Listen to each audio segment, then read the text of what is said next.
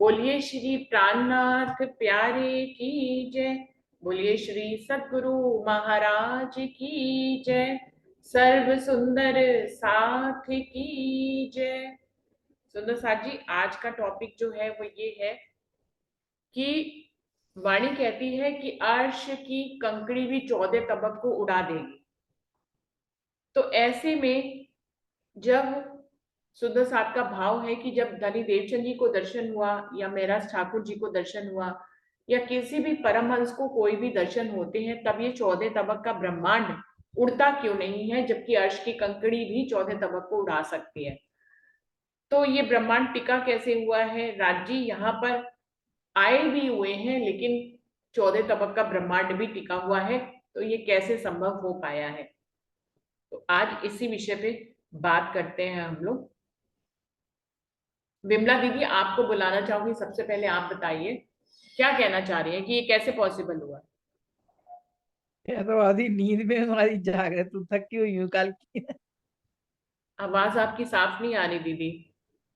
मैं थकी हुई हूँ। अच्छा, आप रुचि, थके हुए हो इसलिए नहीं बता रहे। चलिए कोई बात नहीं, आप रेस्ट करिए। प्रीति, आप बताओगे कैसे ये पॉसिबल हुआ? आपको क्या लगता है अपने दिल से? प्रणाम जी दीदी। प्रणाम जी सभी सुंदर साथ जी। दीदी प्रीति, वैसे थोड़ा ज्यादा सा तो मुझे और कुछ ऐसी इतना। जगह पे जाओ जहां हाँ, आवाज थोड़ी सी और साफ आए, और थोड़ी सी तेज बोलो कि समझ में। आपकी आवाज बड़ी धीमी आती है। दीदी वैसे ज्यादा तो मुझे कुछ पता नहीं है, लेकिन हाँ मैं ये सोच सकती हूँ कि शायद रांची जोश और आवेश के रूप में आए हैं यहाँ पे। अगर हकीकत में आ जाते तो जरूर ये संसार उड़ जाता। प्रणाम जी। जोश के रूप में आए हैं? क्या कह रहे हैं आप? राज जी यहाँ पे जोश या आवेश इसी रूप में आए हैं, हकीकत में तो वो नहीं आए हैं ना। हम्म। हकीकत में आ जाएंगे तो ये संसार खत्म हो ही जाएगा। हम्म। मुझे ऐसा लगता है। प्रणाम हम्म। जी। हाँ। तो प्रीति दीदी का कहना है कि वो जोश और आवेश के रूप में यहाँ पे आए हैं। जोश और आवेश जो है वो धनी की पावर्स हैं, शक्तियां हैं। तो शक्ति के रूप में वो यहाँ आए हैं। हकीकत में साक्षात रूप में वो यहाँ नहीं आए हैं। अगर साक्षात रूप में आते तो ब्रह्मांड उड़ता, लेकिन वो अपनी जोश और आवेश की शक्तियों के रूप में यहाँ पर विद्यमान है। और उसी रूप में वो दर्शन दे रहे हैं, शायद इसलिए जो है ये ब्रह्मांड टिका हुआ है।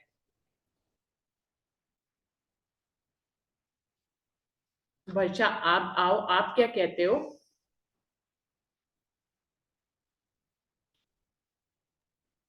प्रणाम जी। सभी सुंदर साथ जी के चरणों में प्रेम प्रणाम जी। दीदी, इस बारे में तो मेरे दिल में भी यही भाव आता है कि राज जी अपने मतलब मूल स्वरूप से नहीं आए हैं, शक्ति के रूप में आए हैं, इसीलिए ये ब्रह्मांड नहीं उड़ा है। क्योंकि यहाँ भी यदि हम जागृत हो जाते हैं तो हम जो सपना रात में देखते हैं वो उड़ जाता है। लेकिन अभी ये सपने का ब्रह्मांड खड़ा है, क्योंकि वहां पे रूहें नहीं जागी हैं। जब रूहें जाग जाएंगी तो ये ब्रह्मांड खड़ा हो जाएगा, ब्रह्मांड मिट जाएगा। मतलब जागृति आएगी तो सपना खत्म हो जाएगा। यही बात है दीदी। प्रणाम जी। प्रणाम जी, प्रणाम जी। अरुणा दीदी, आप अपने शब्दों में बताइए कि क्या ये कैसे पॉसिबल हुआ है? हाँ जी, प्रणाम जी, सब सुंदर सबको प्रणाम जी। प्रणाम जी। भाई, अब इस समय इतने ज्ञान के बाद हम सोए हुए हैं, ये भी तो नहीं कहा जा सकता। ऐसा भी नहीं कह सकता कि हम अभी सोए हुए हैं। जागृत नहीं है ये कहना भी पॉसिबल नहीं हो सकता, और सोए हैं दोनों ही बातें नहीं लग रही। तो ये स्थिति तो है ही। खैर, बाकी तो सही बात है, जोश ही आता है। तन तो वो तो वार्स की कंकरी नहीं आ सकती, तो पूरा स्वरूप तो कहाँ से आ सकता है। बिल्कुल सही बात है, जोश के रूप में आए हैं। ये प्रीति कह रही कुछ नहीं आता, पर बहुत कुछ उसने बिल्कुल सही, मुझे तो सही बात लगी है कि जोशी आता है। और और हिकमत राजी महाराज की सिपहियां कही हैं, वैसे तो इस समय कोई याद तो नहीं आ रही। भाई राजी दिन में ला, रात में आवे दिन, दिन में ले आवे रात, कुछ भी कर सकते हैं राजी। ये हिकमत ही राजी महाराज ने दिखाई है, और क्या किया है। अभी देख लो, आप चरणों में बैठे हैं और वहाँ खेल देख रहे हैं। तो ये भी कहाँ फिर उस हिसाब से, तो अगर इसकी कंकरी दर्शन की बात अपन सोचते हैं कि विमान क्यों नहीं उड़ गया, फिर तो ये भी कैसे सोच सकते हैं कि हम यहाँ बैठे हैं, हमारे हम बैठे तो वहां हैं और यहाँ भी हैं, और ये भी नहीं है सकते यहाँ नहीं है। क्योंकि नजर आई, सब कहते हैं नजर आई, लेकिन उसके बावजूद चिड़ियां ऐसी भी आती हैं जिसमें ये भी आता है कि आए हैं हम, यहाँ भी हमें भेज ही गया है। एक चौपाई पढ़ती हूँ, उसी की थोड़ा सा ध्यान में आ रही। ए नाबूद वजूद जो नसूती, ये हमारे जो वजूद नसूती है, नश्वर है, अर्श उम्मत धरे आकार, लिख्या के कुरान में ए तन मेरे यार। तो उस हिसाब से हम आए भी हैं और नहीं भी आए, दोनों बातें। लेकिन हाँ, कोई बात है, ख्याल आया, जोश आया, जो भी आया, वहां की अर्श कंकरी नहीं आ सकती, तो स्वरूप पूरा नहीं आया है, जोश के रूप में ही सब काम हो रहे हैं। और ये राजीव ने एक हिकमत दिखा रखी है। उधर से ये भी बात आती है कि अगर हम जग गए हैं तो हम फिर यहाँ, हमारा तो खेल खत्म हो जाना चाहिए, शरीर भी छूट जाना चाहिए, लेकिन फिर भी शरीर रखा हुआ है। और ये भी बातें जाती हैं, जब लालदास जी को भी दर्शन हुए, जब भी तक लिखी गई, उन्होंने तन छोड़ दिया था, उसके बाद कैसे उनको उठा दिया गया कि नहीं, शरीर अभी खत्म नहीं करना था उनका। तो ये सारी बातें भी आती कि ने अंदर से पकड़ रखा है, इसलिए रूह अभी नहीं जा रही। जो रूहें पूरी तरह से जाग गई हैं, उसके बावजूद भी वो इस ब्रह्मांड में बनी हुई हैं, तो राजी ने कोई ना कोई उनसे कार्य लेना होगा। तो इस तरह से मुझे तो ऐसा महसूस हो रहा है, बाकी तो पूरा मुझे भी नहीं पता, आप बताएंगे। प्रणाम जी। प्रणाम जी, प्रणाम जी। प्रतिभा दीदी, आप बताइए अपने शब्दों में। प्रणाम जी, प्रणाम जी। यही भाव मेरे भी हैं। जैसे अचुपाई आती है ना, धनी जी को दोष आत्म दुल्हन नूर हुक्म बुध मूल वतन, तो राजी इस रूप में ही हमारे सामने उनको दर्शन दिए हैं और साक्षात नहीं आए हैं। इसीलिए अभी तक रूहें जागती हैं फिर सो जाती हैं। हम ही उसमें ही शामिल है, जागते भी हैं चल भी रहे। तो इसलिए ब्रह्मांड अभी हमारा चल रहा है, पूर्ण रूप से हम जागे नहीं है, साक्षात पूरे स्वरूप से नहीं आए हैं ना, धनी जी का जोश ही आया है। प्रणाम जी। प्रणाम जी, प्रणाम जी। सब विद वतन से हित सभी आए हुए हैं, सब विद वतन से हित वैसे आए हुए हैं। उधर से कंकरी नहीं आ सकती और उधर से पूरा वतन ही आए, सभी फरमोश बैठे वहां, तो भी सब यही है।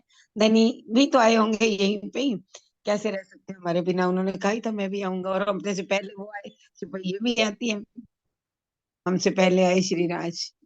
प्रणाम जी। प्रणाम जी।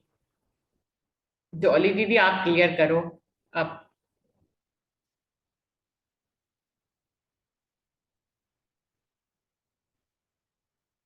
डॉली दीदी। हाँ जी, हाँ जी, हाँ जी। प्रणाम जी। प्रणाम जी। हाँ, सुंदर साथ जी, विषय तो अच्छा है कि हम राज्य को पहचान भी लिया है, और सब कुछ कहते हैं कि आए हैं सब विद वतन सहित। उधर से कह रहे हैं कि एक कंकड़ी अर्श की उड़ावे चौदह तबक। तो सुंदर साथ जी, तो वाणी का एक एक शब्द 100% सत्य है। जैसे अलग अलग जगह पर अलग अलग बात भी अगर कहे, तो वो दोनों ही बातें सत्य है। तो इसका अभिप्राय ये है कि इसका उत्तर, एक चौपाई थोड़ी सी याद आ रही है कि ये हम परम धाम का सब कुछ आया हुआ है, तो फिर ये संसार खत्म क्यों नहीं हो गया? दीदार जब धनी ने दे दिया, तो ये संसार खत्म क्यों नहीं हो गया? तो वाणी की एक चौपाई कहती है, हक देखे जो टिकिया रहे, सोई असल वजूद। ऐसा है, ये दो चरण तो याद आए मुझे कि सोई असल वजूद, सोई करे। आगे के दो चरण मुझे याद नहीं आ रहे, अगर रुचि बहन को याद है तो वो बताए मुझे। नहीं तो मतलब इसका कहने का अभिप्राय ये है कि सब विद वतन सहित तो आए हैं, लेकिन यहाँ जो लीला करनी है, ये राज्य के हुक्म का ब्रह्मांड है। क्योंकि जब तक राजी ने जो मन में सोचा है, विचार किया है कि हम साहेबी दिखानी है, इश्क दिखाना है, भले ही हम सब ये इस वक्त ये समझ रहे हैं कि पूरी पहचान हो गई है, लेकिन हुई है, लेकिन हम अभी उस पर चल नहीं पा रहे हैं। इसीलिए ए नेक राखी रात खींच के सोभी वास्ते तुम, ना तो अंदर लेते केती बेर है हम। तो राजी महाराज के ही हुक्म का ही खेल है। तो चाहे जोश के रूप में आए हैं या आवेश के रूप में आए हैं, आए तो हैं ही। तो अर्श की कोई भी जो है शक्ति भी, शक्ति तो बहुत बड़ी चीज है। जब अर्श की कंकड़ी का इतना महत्व बता रहे हैं, तो शक्ति तो बहुत बड़ी चीज है। तो ये खेल खत्म हो जाना चाहिए था, फिर खत्म क्यों नहीं हो रहा? उसका यही कारण समझ में आते हैं कि हमारी अभी रहनी उसके आधार पर हुई नहीं है।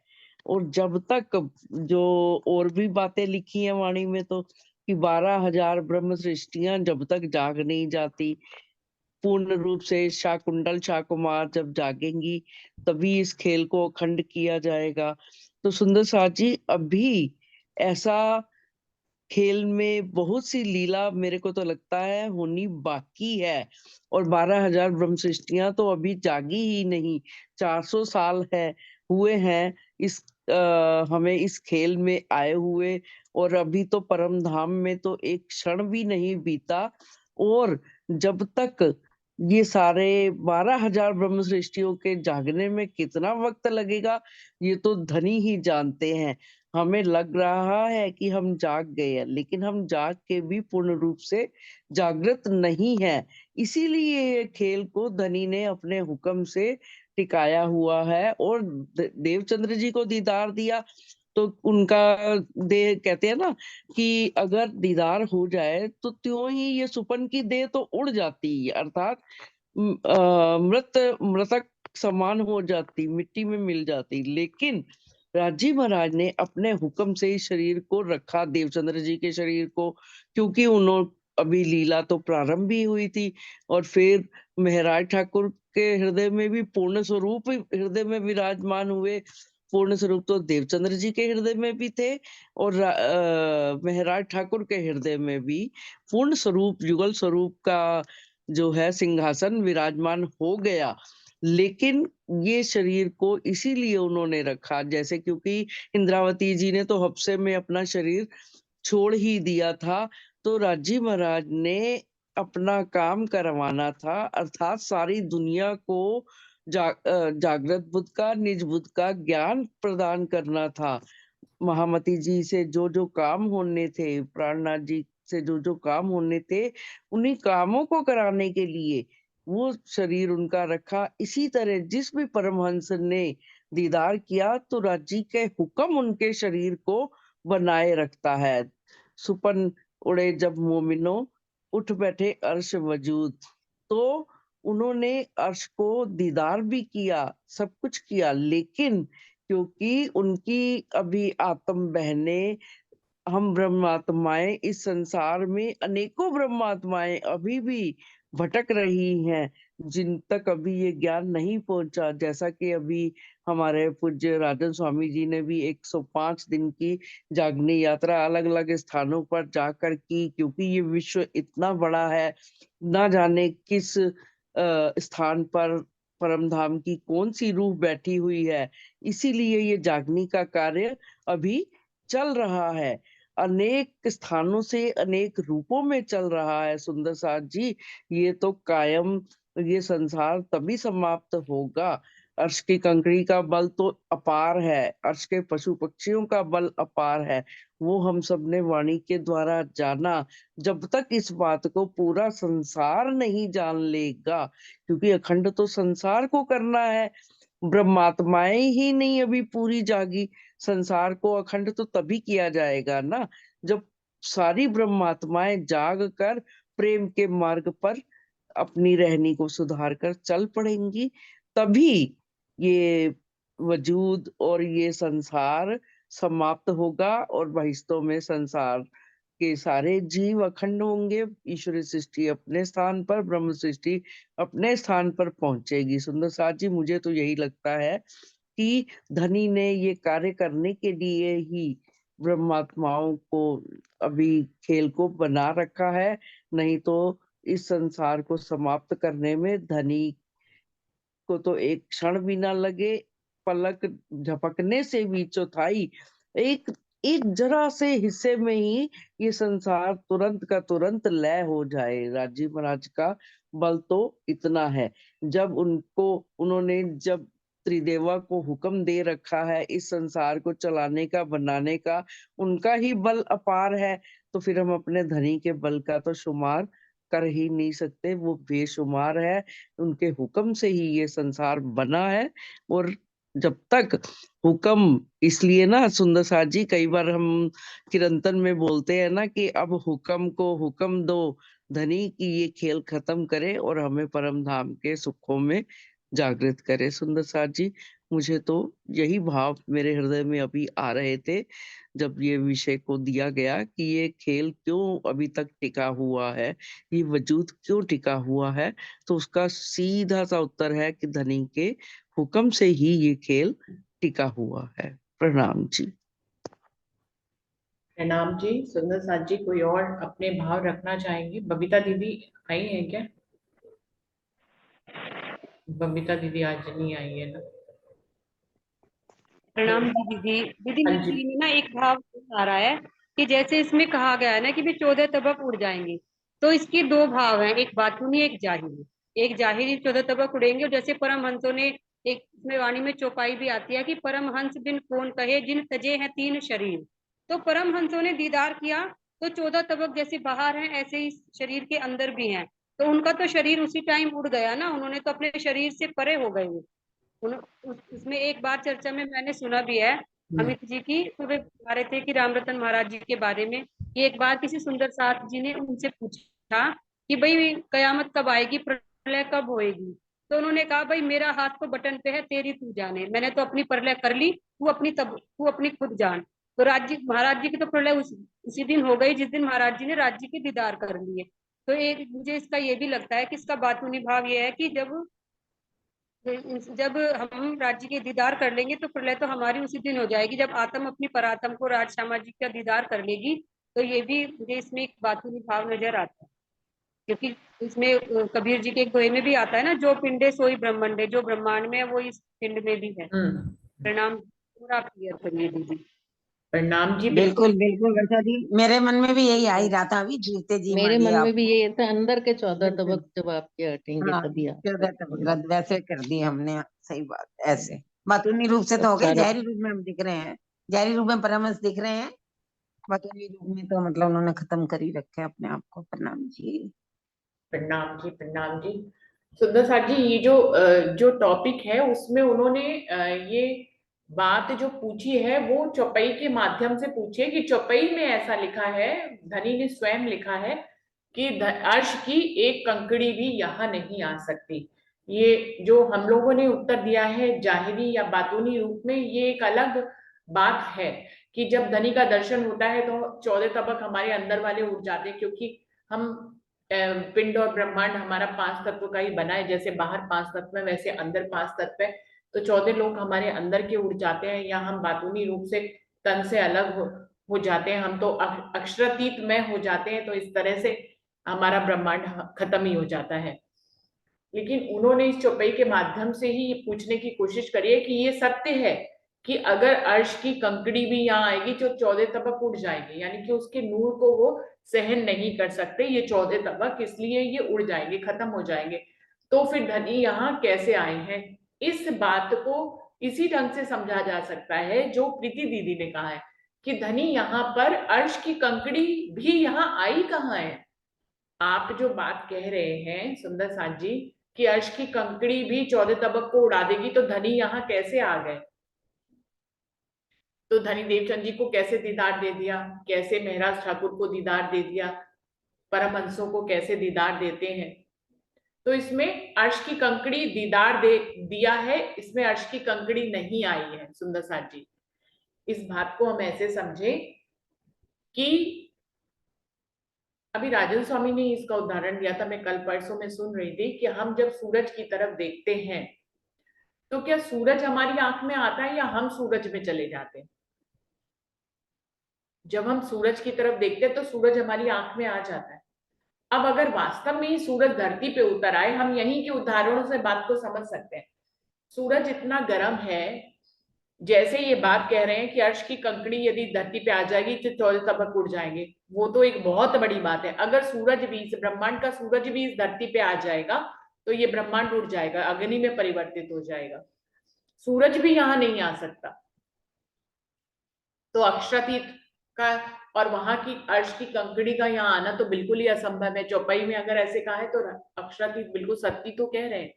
तो सूरज भी यहाँ नहीं आ सकता। फिर भी सूरज यहाँ आया है, इस बात को हमें समझना पड़ेगा। पहले सूरज से समझ लेंगे तो अक्षरातीत कैसे आया तो भी समझ लेंगे। सूरज यहाँ कैसे आया? सूरज पे जब हमारी आंख बनती है, जब हमारी आंख देखती है तो हमारी आंखों में सूरज का प्रतिबिंब आता है। सूरज अपनी पावर से, उसकी जो गर्माइश है वो हमारी, उसकी जो तपिश है वो हमारी आंखों को महसूस होती। कितनी दूर है सूरज, लेकिन उसकी तपिश पूरा ब्रह्मांड महसूस करता है। हमारे कपड़े सूख जाते हैं उसकी तपिश से, है ना, पेड़ पौधे फल फूल जाते हैं उसकी तपिश से, धरती जो है चलती रहती है उसकी तपिश से। अगर सूरज की रोशनी ना हो तो यहाँ अंधकारी हो जाए। तो हमारा जीवन, धरती का जीवन ही चल रहा है किससे? सूरज से। सूरज ना होता तो धरती कैसे चलती, कैसे फल फूल पौधे उगते, कैसे सब्जियां उगती, क्या जो जीवन जो है वो कैसे कार्यान्वित होता अगर सूरज ना होता। तो सूरज है, सूरज अगर यहाँ आ जाएगा तो धरती अग्नि में परिवर्तित हो जाएगी। तो सूरज यहाँ नहीं आ सकता, लेकिन सूरज आया भी हुआ है। इस बात को तो हर व्यक्ति इस ब्रह्मांड का समझता है, एक बच्चा भी समझता है। तो जैसे ये बात समझ लेंगे वैसे यक्षातीत कैसे आया इसको भी बिल्कुल इजीली समझ लेंगे। सूरज यहाँ आता है अपनी तपिश के रूप में, अपनी पावर, उसकी पावर वहां से यहाँ पे आती है तपिश के रूप में। पूरा सूरज नहीं आता, सूरज की कंकड़ी यहाँ नहीं आई, सूरज की किरणों के रूप में यहाँ पर उसकी तपिश, उसकी पावर यहाँ पर जो है एक क्षण कर, पूरा सूरज जो है पास से तो बहुत गर्म है, तो वो पूरा सूरज यहाँ नहीं आता। अपनी पावर को छान कर, वो जो है फिल्टर करके यहाँ पर, जिससे यहाँ पर जीवन चल सके। यहाँ का जीवन अंधकार में हो जाएगा यदि सूरज की पावर यहाँ ना आए। सूरज की पावर आना बहुत जरूरी है, तो सूरज की पावर यहाँ आई भी हुई है।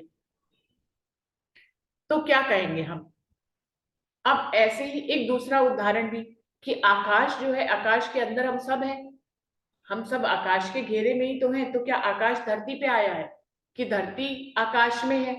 तो क्या कहेंगे कि घड़े के अंदर भी तो हम आकाश को देख सकते हैं और आकाश यहाँ आया भी नहीं।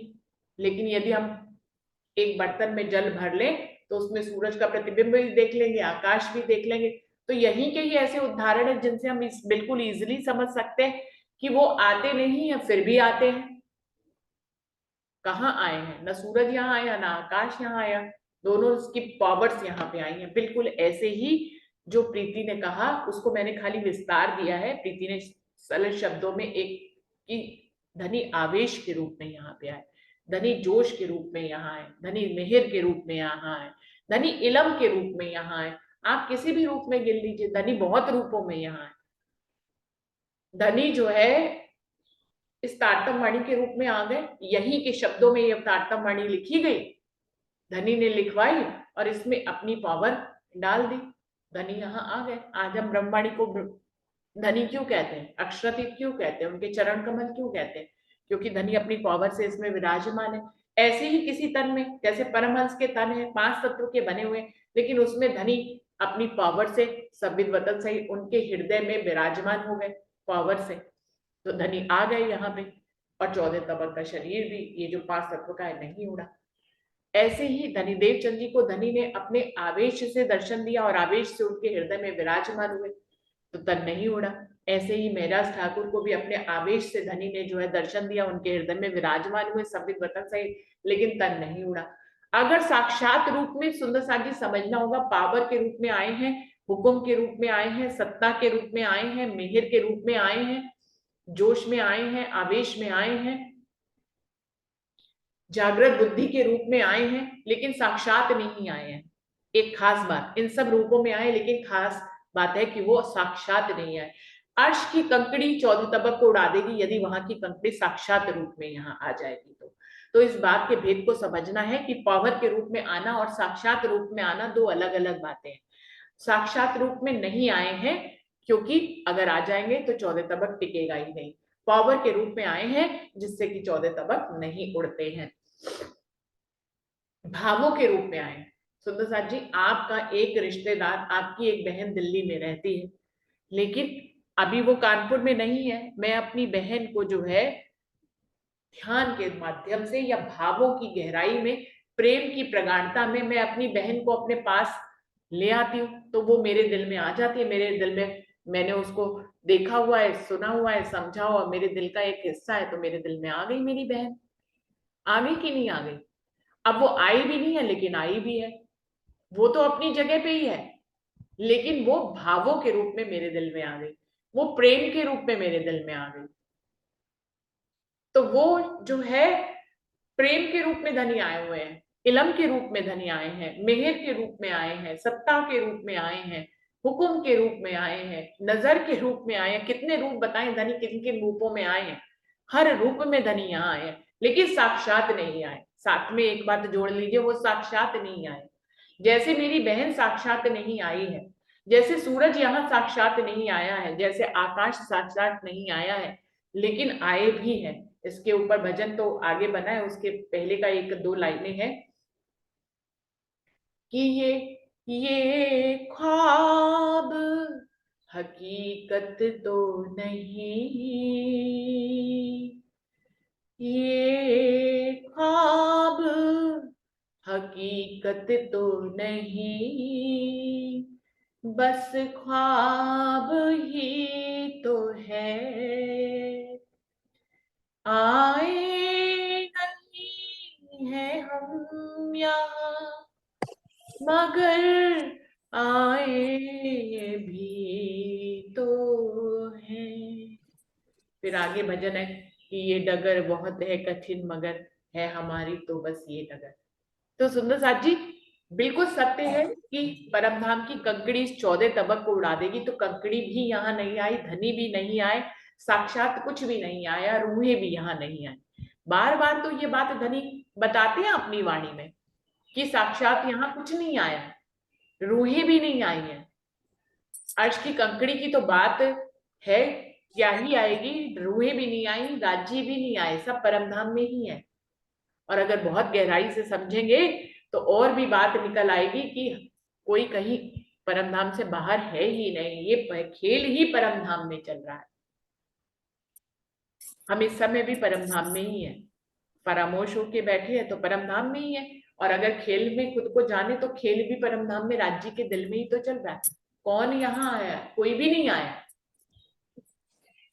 खेल भी जो हमें दिखाई दे रहा है ये भी यहाँ नहीं है।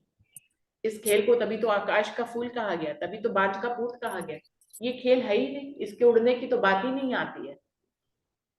तो सुंदरसाद जी सारी बातों को गहराई से परम धाम की नजर से समझना है। आप परम धाम में खुद को मान लेंगे तो ये भेद स्वतः ही खुल जाएगा कि यहाँ राज्य किस ढंग से आए हैं। राज्य यहाँ पे आवेश से आए हैं, जोश से आए हैं, हर ढंग से आए हैं, लेकिन साक्षात नहीं आए हैं। बिल्कुल वैसे ही इन उदाहरणों को, दुनिया के उदाहरणों को जानकर याद रखिए कि सूरज यहाँ आएगा तो धरती उड़ जाएगी, लेकिन सूरज यहाँ आता भी है, रोज ही आता है। चांद भी यहाँ पर आता है, सूरज भी यहाँ पर आता है, आकाश भी यहाँ पर आता है। उन्हीं से ही जीवन चलता है। वो नहीं आए तो जीवन नहीं चल पाएगा। बिल्कुल ऐसे ही अक्षरातीत से ही ये जीवन चल रहा है। ये धरती किससे टिकी हुई है? अक्षरातीत से ही टिकी हुई है, उन्हीं की बनाई हुई है। बिल्कुल सूरज का उदाहरण सेट हो जाएगा। ये धरती किससे चल रही है? धनी के हुक्म से चल रही है, धनी की सत्ता से चल रही है। उनकी सत्ता और उनका हुक्म नहीं होता तो ये धरती कैसे ही चलती। जब धनी भी यहाँ नहीं आए थे, अपनी सत्ता के रूप में भी नहीं आए थे, अपने पावर के रूप में भी नहीं आए थे, अपने आवेश के रूप में भी नहीं आए थे, तब भी धनी के हुक्म से ही ये चल रही थी। ये इस ब्रह्मांड में हम कहते हैं ना, धनी जो है आवेश से यहाँ पर आए हैं, वो जोश से यहाँ आए। जब ये ब्रह्मांड नहीं था, इससे पहले के जो ब्रह्मांड थे जिसमें ब्रह्मशिष्टियां भी नहीं आई थी, राज्य भी पावर के रूप में नहीं आए थे, वो ब्रह्मांड भी धनी के हुक्म से ही चलते थे। तब भी इस ब्रह्मांड में कोई खोज उनको नहीं पाता था, लेकिन तब भी ये ब्रह्मांड उनके हुक्म से ही चलता था, उनकी सत्ता से ही चलता था। अक्षर ब्रह्म को आदेश देते थे तो अक्षर ब्रह्म ही इस खेल को बनाते थे और मिटाते थे। तो ये उनके हुक्म से ही होता था, तब भी वो थे यहाँ पे, इसी बार नहीं है। वो हमेशा से ये खेल जो है उन्हीं का ही है, उन्हीं के ही हुक्म से बनता है, उनके ही हुक्म से मिटता है। इस बार का तो अखंड कर दिया जाएगा क्योंकि विशेष है। बाकी सभी ब्रह्मांड उनके हुक्म से ही बनते हैं, उनके हुक्म से ही मिट जाते हैं। ये सत्ता उन्होंने जो है, ये हिकमत उन्होंने जो है अक्षर ब्रह्म को दे रखी है। पूरी तो लीला उन्होंने इस तारतम वाणी में खोलकर बताई है। अर्श की कंकड़ी 14 तबक को उड़ा देगी, लेकिन अर्श की सत्ता, अर्श की का हुक्म, अर्श की का ज्ञान, अर्श का आवेश, अर्श का जोश नहीं उड़ाएगा। अर्श की सत्ता तो हमेशा से यहाँ पे विद्यमान है। ये खेल हमेशा से राज्य का ही बनाया हुआ है। 14 तबक धनी के ही हुक्म से बने। यहाँ पे पत्ता भी उनके हुक्म के बिना नहीं हिलता है। ये अलग बात है, हुक्म उन्हीं का एक चलता है। उस हुक्म को उन्होंने बिखेरा हुआ है कई रूपों में।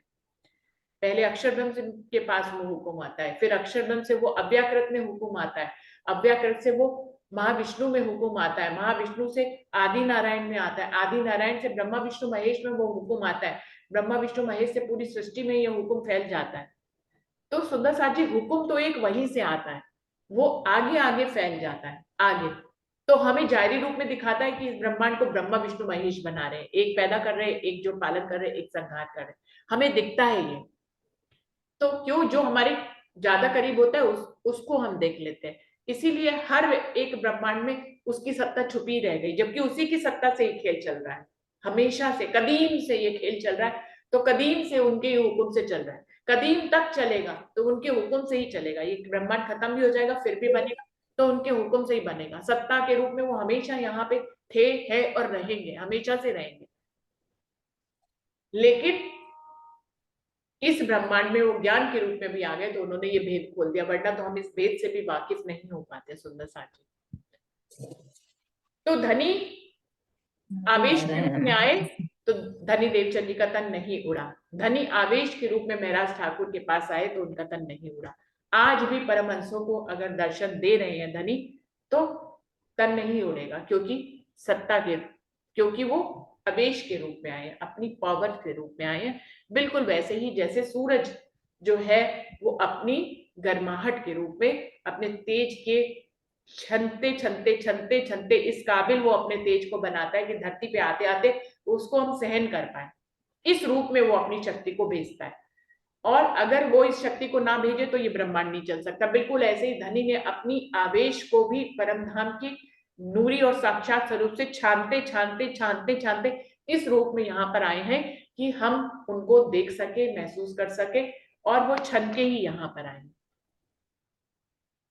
उतनी तपिश जैसे सूरज की यहाँ नहीं आ सकती ना, बिल्कुल ऐसे ही साक्षात रूप में धनी यहाँ नहीं आ सकते, तो उड़ जाएगा ये ब्रह्मांड। लेकिन उन्होंने अपनी शक्तियों के रूप में छान के धनी ने अपनी पावर्स को यहाँ पर भेजा है। उन पावर्स को हम टॉलरेट कर सकते हैं और इसीलिए उस वैसे सारे उदाहरण यहाँ पर सेट किए हैं धनी ने।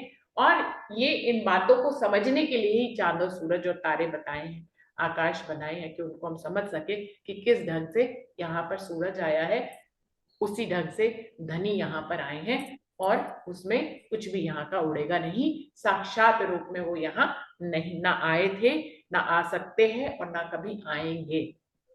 साक्षात रूप में, साक्षात रूप में हमें दर्शन करने के लिए हमें परमधाम जाना हो।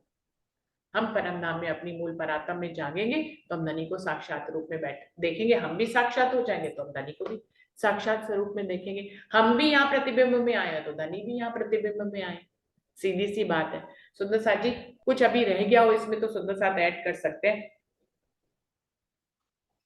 और बहुत अच्छे से बताया दीदी, आपने बहुत अच्छे से बताया। प्रणाम जी। प्रणाम जी, प्रणाम जी। और कोई सुंदर साथ जो ज्वाइन हुए हैं कुछ कहना चाहेंगे? ज्योति दीदी, टॉपिक आज का ये था कि धनी यहाँ पर, वैसे तो समय खत्म होने वाला है, कोई बोल ही नहीं पाएगा, एक ही मिनट का भी समय नहीं रह गया है। तो मुझे लगता है टॉपिक क्लियर हो गया है आज ही। और कोई सुंदर साथ जी प्लीज कल के लिए कोई टॉपिक हो तो जरूर से मुझे भेजे। अरुणा दीदी कोई बात हो तो टॉपिक कोई दिल में आए तो भेज दीजिएगा व्हाट्सएप पे, तो डाल दूंगी। वैसे तो अभी डालने का, मैं इसी समय ही 1 घंटे के बाद ही सब कुछ डाल देती हूँ, तो अभी आपको कोई बात समझ में आए तो डालिएगा। प्रणाम जी सुंदर साथ जी, यहीं पर ही खत्म करते हैं टॉपिक को क्योंकि समय समाप्त हो रहा है। सभी सुंदर साथ जी को प्रेम प्रणाम जी। प्रणाम जी। शांति दीदी दर्शन दे दिए, ज्योति दीदी दर्शन दे दिए। जो सुंदर साथ दर्शन दे सकते हैं वो जरूर दर्शन दें। प्रणाम जी, प्रणाम प्रणाम जी, प्रणाम जी। बस चेहरा देख लेते हैं आपका खिला हुआ तो खिल प्रणाम जी, जाए।